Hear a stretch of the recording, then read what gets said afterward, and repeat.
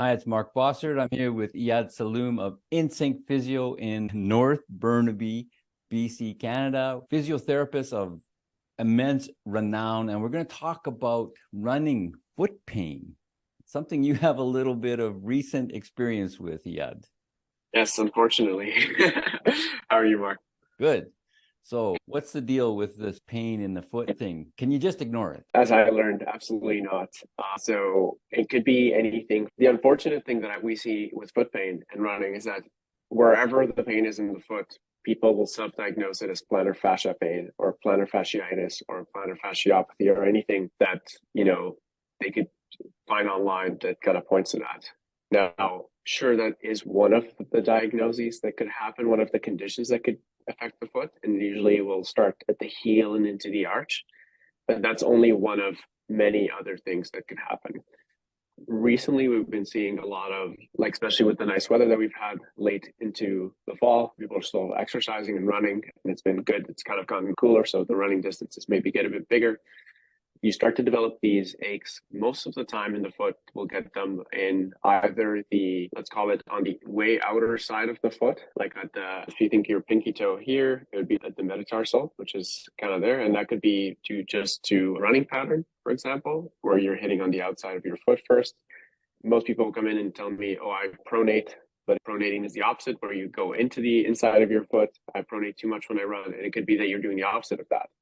So you're hitting on the outside and then your foot's kind of flopping down like that repeatedly. And now doing this once or twice isn't going to do much for you. But if you're thinking about, take about 1,000 steps per kilometer of running, that adds up. Those repetitive small impacts could add up to quite a bit that your foot has to adapt from.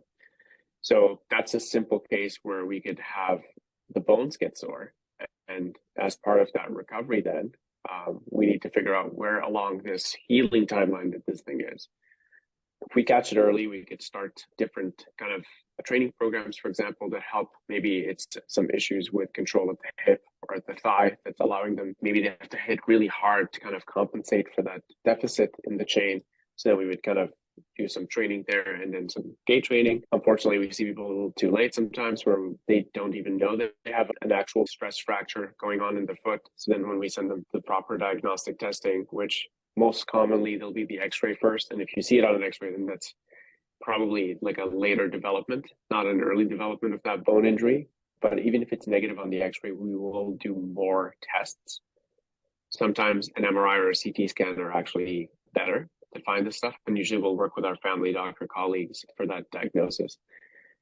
If it's still in the early phases, then we can manage it by managing the volume of things and modifying the activity, and also training up on other areas where necessary. If it's unfortunately in the fracture phase, then we have to work like in a complete fracture. We'd have to work with our orthopedic surgery colleagues to try to figure out the best plan. And the unfortunate thing is it's a bit controversial. So there's no one size fits all to this. So some people are proponents of no weight bearing and some people are proponents of early weight bearing. So I think this depends. And I think we'd have to follow the medical advice and what the team decides based on that individual themselves. So it's not something to ignore. You have to pay attention to it sooner than later. Yes. And the most important thing is sometimes I find the most common reason we get this is when people will try to change their running style to fit something that they saw on a magazine, like the forefoot strike if they're a heel striker, or a midfoot strike if they're a forefoot striker. That's a common reason. The other reason is recent footwear change where they go from something that's very high in foam and then to a more stiff shoe without a proper transition, or it's just simply running way too much, which was my case, for example. And I think, yes, intervene early because you could do a lot. And then you could also, in many cases, if we know what it is early on, we can continue your training in a safe way instead of just getting you to stop completely to allow things to recover. If you're having running foot pain, get in to see the physiotherapist at Insync Physio. You can book online at insyncphysio.com, or you can call the Burnaby office at 604-298-4878. Vancouver is 604-566-9716. To book, you have to book ahead. They're always busy. Insync Physio.